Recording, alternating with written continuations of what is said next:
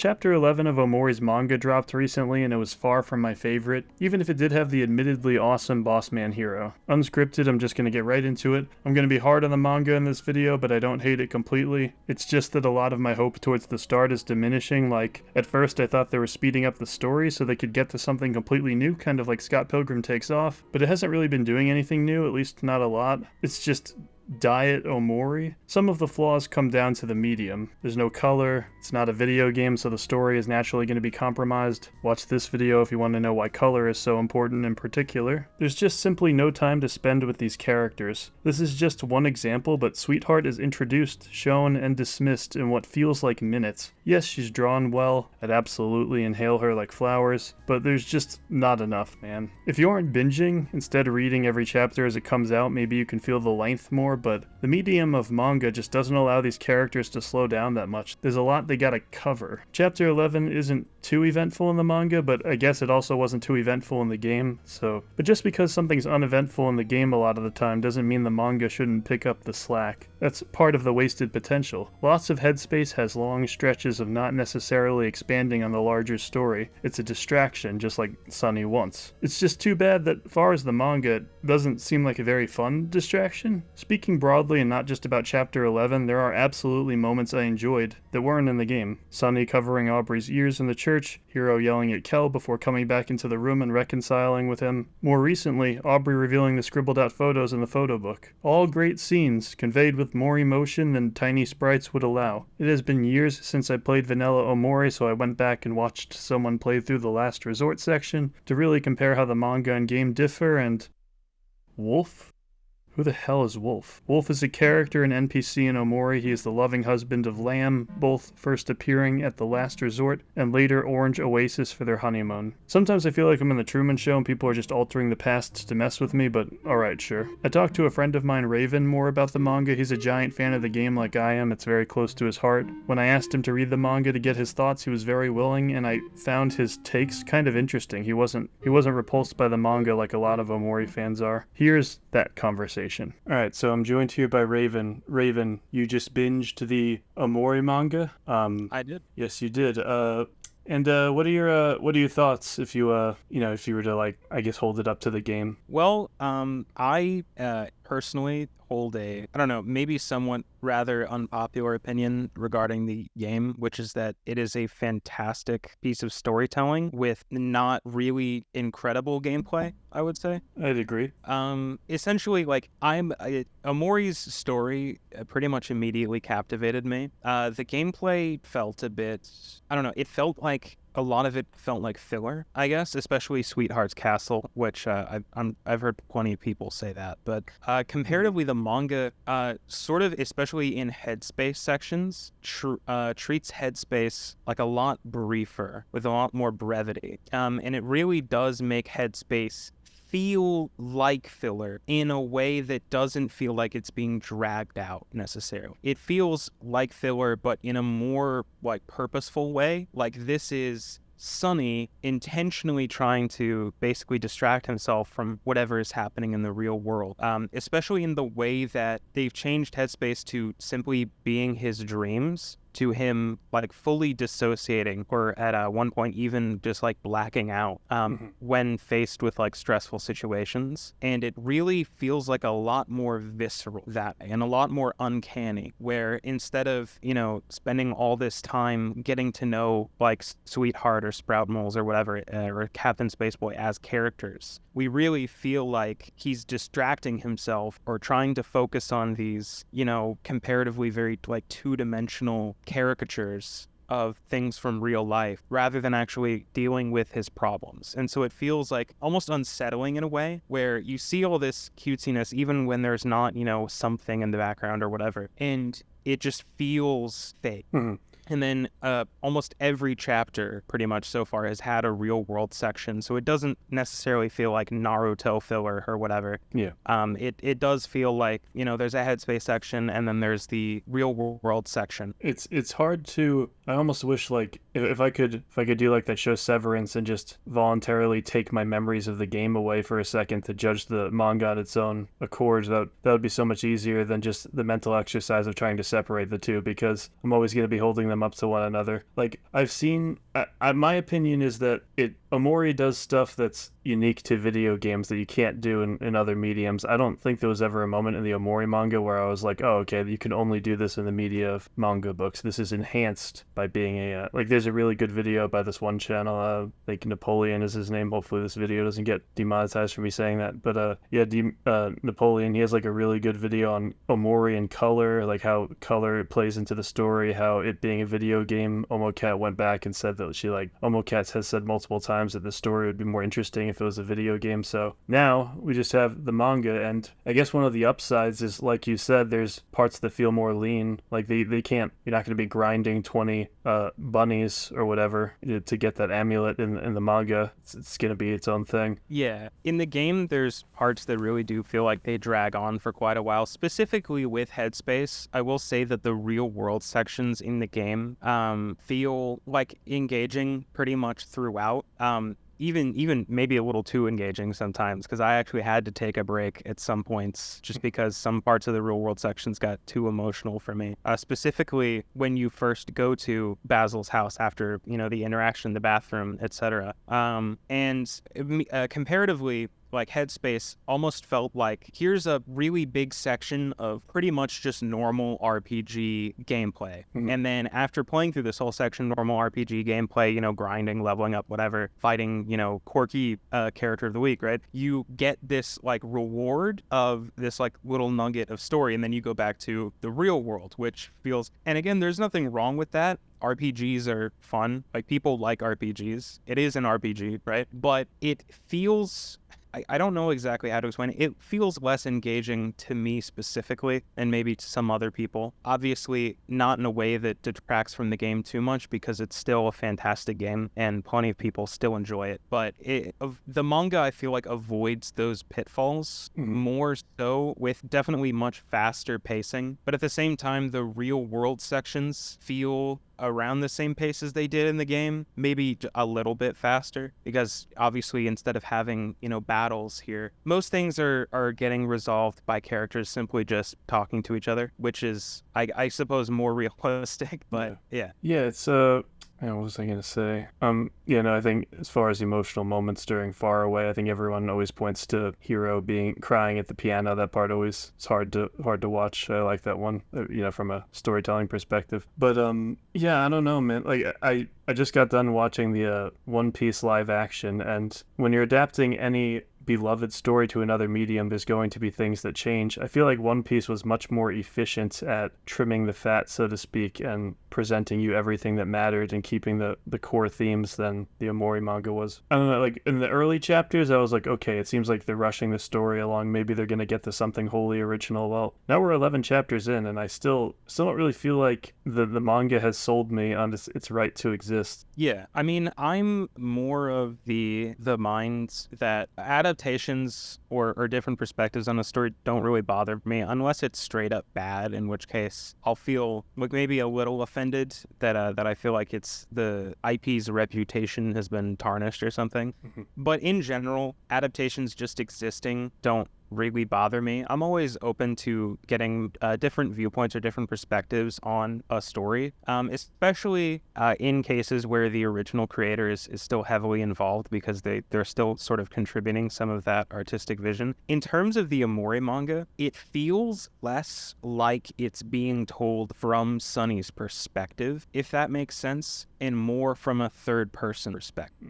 Like, I feel like we get more scenes of other characters and, like, their thoughts, and not exclusively, like, focusing on them in the same way that some books, for instance, may, like, switch kind of third-person perspectives of different characters. But we have more of just, like, a general omniscient perspective of different characters where, we see the things that Sunny is seeing or whatever, but in a way that's sort of detached from him. Like in the game, a lot of even of Far Away, you could say isn't actually happening in those sections, because you're playing as Sunny, you're playing as an unreliable narrator, where I feel like the manga is giving us a more like concrete version of events if that makes sense. So it's interesting to see how these kind of situations play out, where you could almost maybe view the manga, and I'm not saying that this is true, it's just, it's a way that you could view it if you wanted to. You could view the manga as the version of events that did actually happen, whereas you could view the game as Sunny's memory of events, or Sunny's perspective, if that makes sense. Yeah, I do wonder, like, I don't know, I feel like if I showed someone, with how much I've hyped up Omori sometimes, I feel like if someone walked away just reading the manga, they wouldn't understand, like, exactly what was insanely special about it. And I can understand, like, the manga doing stuff differently, like, when Scott Pilgrim Takes Off came out, like, a couple of years ago, it was kind of cool not seeing the exact same story. It was like, okay, we're going to revisit this, why do things verbatim? So I get that, but it's obvious that the constraints are on full display. It's like, we don't, Sweetheart was introduced and discarded, like, that whole thing wrapped itself up in the span of a handful of minutes, I want to say. You can probably feel more time on it if you're reading the chapters as they come out and you got to wait between releases, but just binging all of it, it's like, man, I don't know, I feel like this is like just a diet version of the story we all know and love. But I do hope some scenes continue to, like, surprise me. Like, I liked the scene where Aubrey reveals all of the photos are scribbled out or whatever. I like the scene in the church where Sunny tries to cover Aubrey's ears. I thought that was a good scene. Yeah, we get little moments like that, and the one that really stands out to me is when we see Aubrey, like, go into her house and we see her mom, like, talking to her and being like, almost like daring her to leave, like, go on, leave, you're not welcome, like, just prove it to me that you're just like your father, etc. And so that's sort of what I mean about this story feeling more like a general third person. Like, obviously we never saw that in the game because Sunny didn't see that, you know what I mean? So it feels like we get more development of these, like, other characters, and we get to view, like, more sides of them. Like, for instance, like, the community at large still views Kel as being, like, the happy friend who is happy all the time or whatever, and that's his, and he's, secretly depressed, like, deep down, but he would never ever show it. But then the manga, I forget which chapter it was, or if I'm misremembering this, but Hiro shows up at some point, I think, and even, like, asks him, like, why so glum, or, like, notes that he looks sad about something. I'm trying to find, I have it, like, actually pulled up. I'm trying to find if I don't remember hearing anywhere that Kel was secretly, like, sad or anything. I don't remember ever hearing that, but maybe, I'm sure people have. I remember it's like basically a common, like, fanon of the character. You know how it's like the same sort of thing would happen with a lot of, like, Undertale characters, where people would there's, like, the classic issue of, like, fanon sans versus canon sans. Yeah. And I feel like that happens to a lot of, like, it happens in pretty much every fandom, but I feel like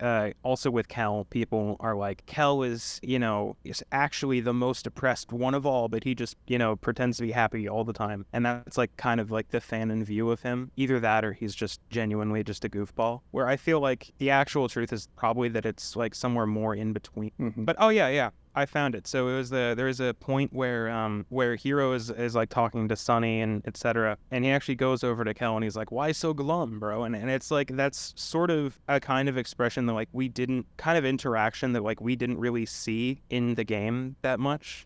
So we see, I feel like, more of the other characters and more sides of them and their lives that we wouldn't have gotten to see otherwise. I always love stuff like that. Yeah, that's the sort of thing that I wanted from the manga. So that's what justifies its existence to me. But I do also get this feeling that they are going somewhere a little bit different with this. Like, I don't know if this has been said anywhere, but if not, we don't know what ending of the game this is going to go for, or if it's going to be, a unique ending to the story that wasn't necessarily in the game, or if it's going to take one of the endings and, expand on it at some point. I don't know what they're going to do for the ending. I do hope they... Well, again, you got to keep the magic, or magic in quotation marks. You have to keep the ambiguity, because that's part of what makes the ending so fascinating and easy to talk about, is because it ended on a note that everyone wanted to know the answer to. Frustrating as a viewer, but if I had to guess how they would end it, I would guess that it would be probably some sort of hybrid between one of the bad endings and the good ending.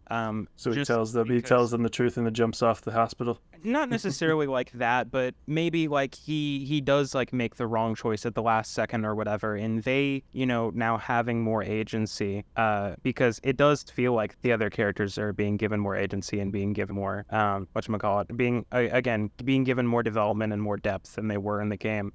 Which is, again, that's a limitation of the game, focusing on Sunny's perspective and him being the player character, whereas in the manga now we have the privilege of it being, you know, largely third person omniscient, where we can see things from other characters, but then, you know, opening that door thematically leads to those kind of like decisions that they make having more weight in the story rather than feeling more like plot devices, if that makes sense. Mm-hmm. Not that they feel two-dimensional in the game, but it's like they're being given more depth than they already had, if that makes sense. So I would be very pleasantly not surprised if the other characters like Hiro, Kel, and Aubrey had more weight in the ending, whereas, you know, the ending in game usually is pretty much just between Sunny and Basil. I always thought it would be a good compromise to just see one of the friends' reactions, but not the other ones. Usually, like, give us something, but leave some mystery. Maybe we find out Kel forgives him, but the other ones don't.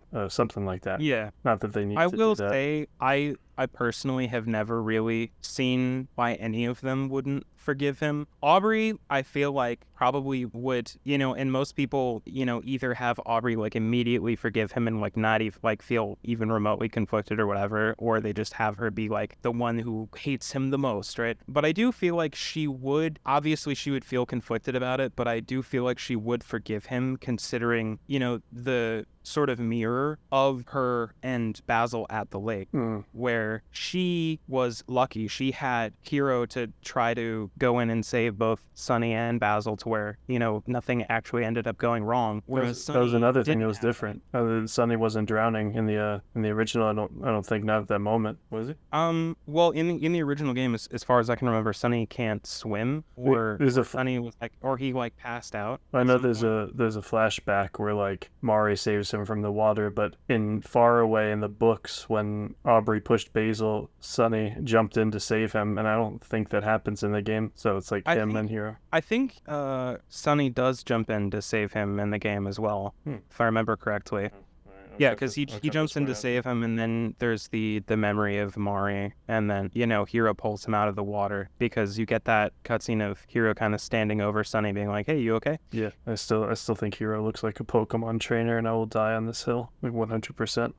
But yeah, no, I do hope, I guess the best thing the Omori manga can do from here is just slow, almost, it sounds impossible, but slow down, and like it takes more than a 2-page spread for me to care about characters and everything that's going on there, you know? Yeah. Which is why, again, I think that the faraway chapters are at maybe a decent pace right now, or the faraway segments of chapters, rather. I feel like they're at a somewhat decent pace right now, but I wouldn't mind if they were slower. I do enjoy slow-paced media, but again, with Headspace, I don't necessarily mind, just because Headspace to me pretty much always felt like filler. Like I never really felt that attached to any characters from Headspace necessarily. And then because of that, because we would, you know, spend more time there and etc., it would feel like I was just being pulled away from the parts of the story that were more important. It's kind of like your video on Deltarune, where it was like, you know, just because, you know, a game, you know, is intentionally slow, or intentionally feels like, you know, you're being held from importance, doesn't like necessarily make that good. Yeah. And it's ironic because I don't really agree with that in Deltarune's case, but in Omori's case, I actually do feel like that applies to the majority of Headspace sections. At least tennis minigames were fun, you know? Yeah. But, you know, that is a increasingly common excuse a lot of people have, is like, oh, the story's supposed to be that. Like in Stars in Time, it's like the whole point of that game is like, oh, you're caught in this loop, this time loop, so you're supposed to feel the weight of that. You're supposed to feel how claustrophobic it makes you, how paranoid it makes you. And I get that, but there is such a thing as overdoing it. And the instant people introduce an excuse like that, there's no amount of times the game could loop it where it'd be like, oh, okay, that's too much. So they'll always say it's just supposed to be that thing. I've tried talking talking to them in my comments section sometimes, that those people will not budge. I promise you. Deltarune fans are like that.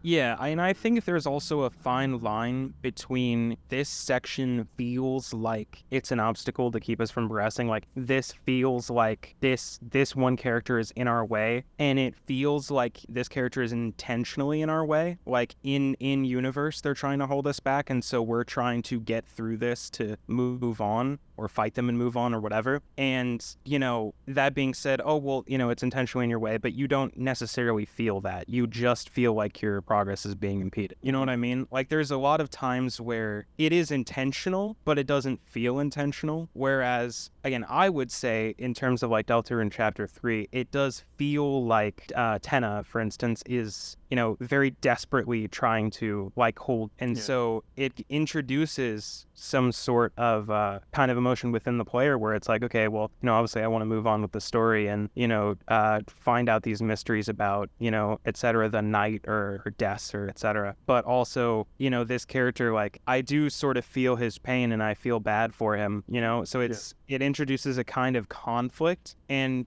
something for you to actually like, think about and chew on, which is what makes it engaging. Whereas, for instance, is and correct me if I'm wrong here, this might just be like hearsay, but from what I remember, Sweetheart's Castle in Omori was originally going to be a much shorter section, but it was extended just because Omocat liked Sweetheart. I remember Omocat saying that she unfortunately didn't have the time and resources to trim down the hump-free section in the re-release on Switch, which is, I guess modders can just do it, but it is unfortunate that it's just not in that vanilla version.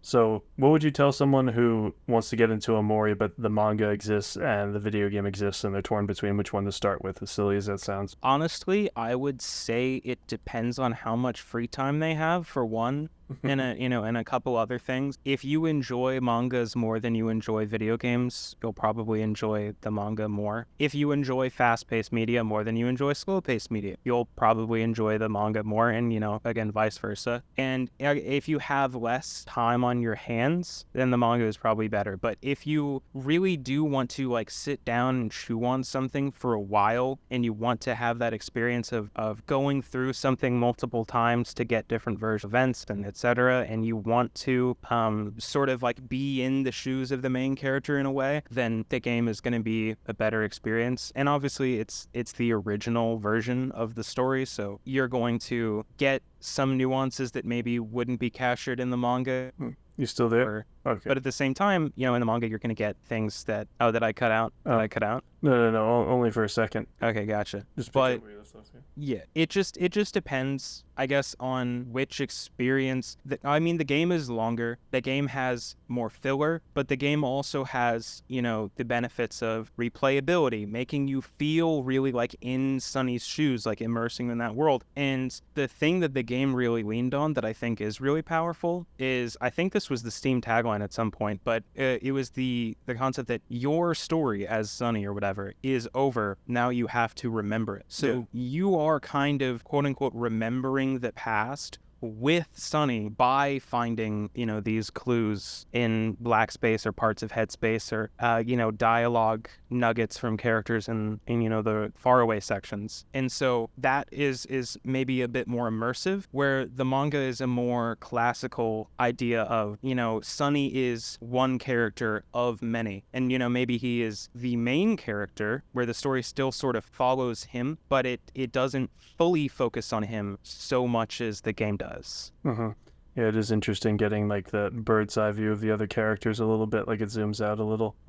I think I would tell someone who's getting into Omori, just if you hate video games that much, like Omori's combat, you know, it's not the best combat in the world, but the emotion system is cool. I don't think it's unbearable to play. I would tell someone, if they like video games, play Omori. If they absolutely cannot stand playing it, look up a playthrough, and then when you're done watching the playthrough, just look at the manga as a curiosity thing. You get to see what's missing, what's not, what's added. But I Yeah, I definitely would start with it. definitely would say in terms of if you don't have the time to necessarily play the game yourself, but you are still interested in getting that kind of version of the story, there are probably countless YouTube videos out there of like a no commentary playthrough or whatever that you could just watch. And especially there are probably a lot of videos out there of no commentary playthroughs that do trim down some of the headspace sections, which again, in my opinion, are like the more fillery kind of parts of the game where they would maybe filter out a lot of the just like regular combat with, you know, recurring enemies or whatever, and just show you kind of the more like story aspects of the headspace sections, and then the obviously the black space sections and far away and etc.